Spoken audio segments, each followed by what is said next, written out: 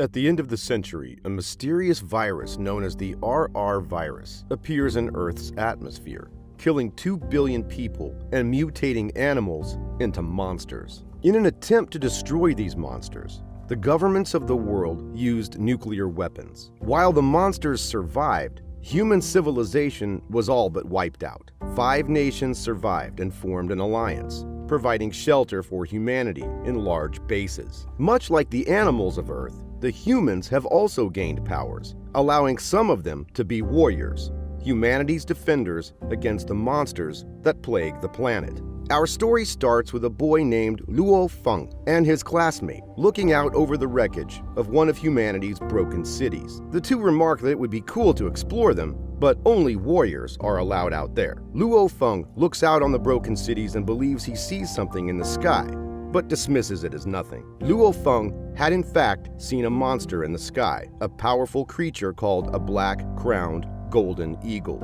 At first, jets are dispatched to take it down, but when they fail, the military calls for a warrior to fight it. Luo Feng makes his way down into the city, where the news broadcasts that new research has cut the RR virus's airborne survival time by 30 minutes. He and his classmate begin talking about how everyone already has antibodies to the RR virus, and that is what allows humanity to produce warriors. As they walk, Luo Feng locks eyes with a girl from his class named Zhu Xin. Both his friend and her friends clearly sense a mutual attraction and leave them alone. But before he can talk to her, another classmate of his, the wealthy and arrogant Zhang Haobai, pulls up in a fancy car and offers to take her home. The black-crowned golden eagle appears in the sky, causing havoc and destroying Zhang Haobai's car. The shock waves from the black-crowned golden eagle's supersonic flight causes all of the building's windows to shatter, sending shards of glass flying down at Zhu Xin. Time seems to slow down as Luo Feng swoops Zhu Xin up in his arms and dodges around the shards of falling glass. The black-crowned golden eagle sends diamond-hard feathers down at Luo Feng and Zhu Xin, but just as the feathers are about to skewer them, a warrior's blade flies in and destroys the feathers. An armored warrior drops down onto the blade as Luo Feng looks on in awe. The black-crowned golden eagle and the warrior both fly into a cloud, with only their shadows illuminated. With a single blow, the warrior kills the black-crowned golden eagle, and Luo Feng is amazed by the speed and power of the warrior,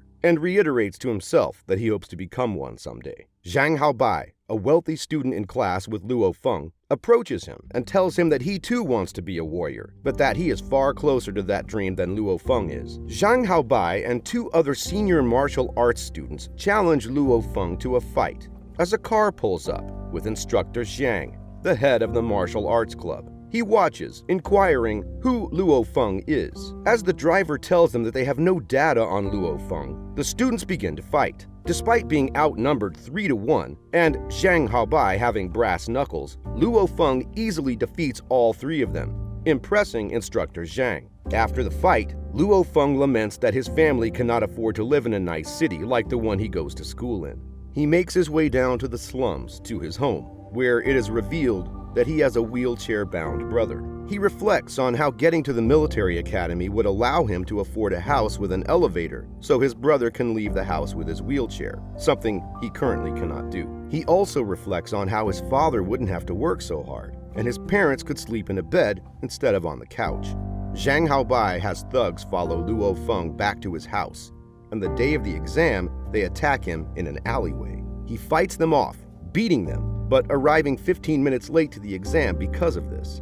The proctor initially refuses to allow him to take the exam, but instructor Zhang vouches for him, and he is allowed to take the exam. Zhang Haobai isn't through causing trouble yet, and signals for 2 students to get in a fight, knocking Luo Feng's exam paper under Zhang Haobai's foot, where he steps on it. In a rush to finish the exam, Luo Feng passes out. It is revealed that Zhang Haobai's uncle is an elite warrior. Luo Feng wakes up in the infirmary, where Zhu Xin greets him, revealing that he has been in a coma for 3 days, and thanking him for saving her the other day from the monster. Zhang Haobai arrives and pretends to be friends with Luo Feng in front of Zhu Xin.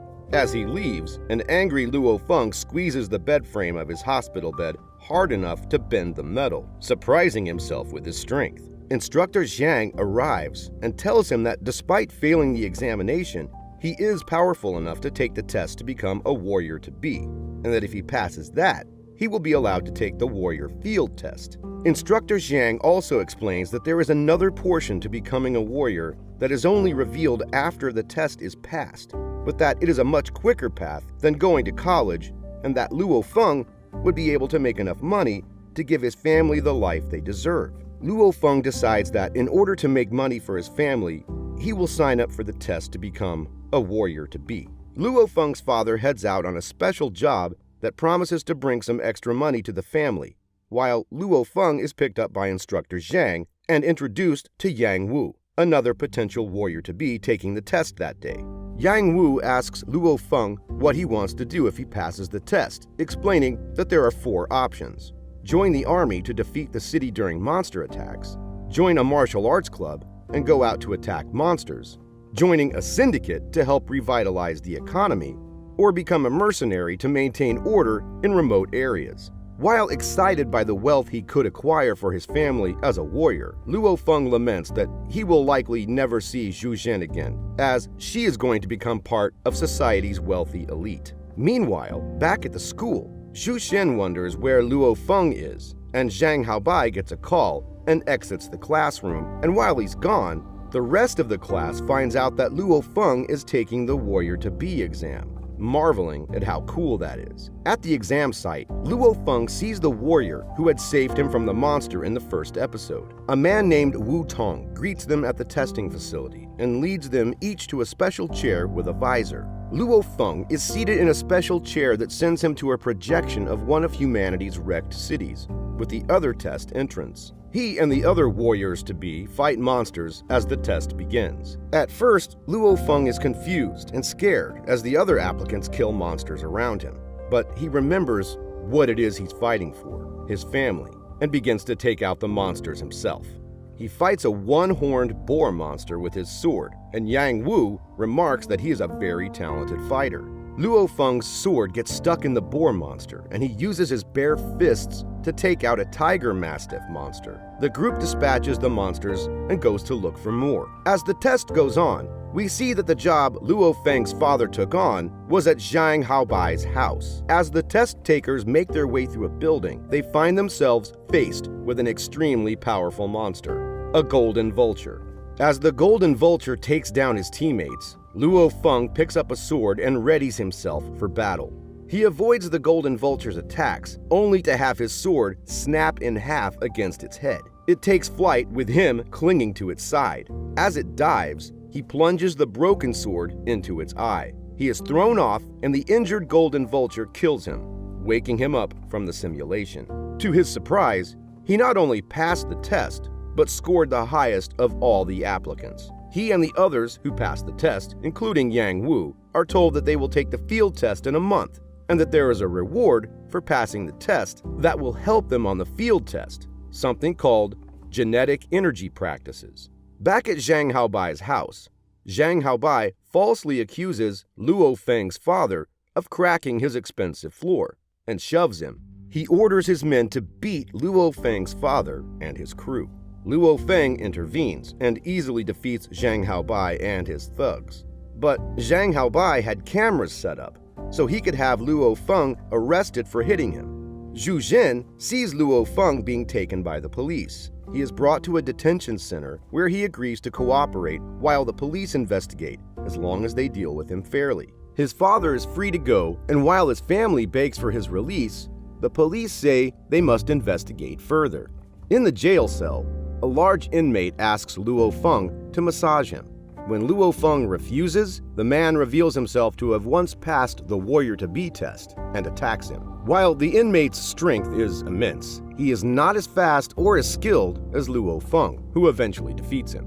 Another inmate reveals that if a warrior-to-be gets into trouble, they will be disqualified, which is what Zhang Haobai wanted all along. Zhang Haobai hires a man named Zhao to send thugs into the detention center to mess with Luo Feng. Initially, Zhu refuses, saying his men cannot take on a warrior-to-be in a fight. But Zhang Haobai clarifies that they just have to mess with him, and that he has a man on the inside. Cobra is seen having pummeled a group of inmates. He's offered money, a position on the Hoya Warrior Squad, and to have his record of having killed someone in the Warrior to Be field test, in exchange for killing Luo Feng.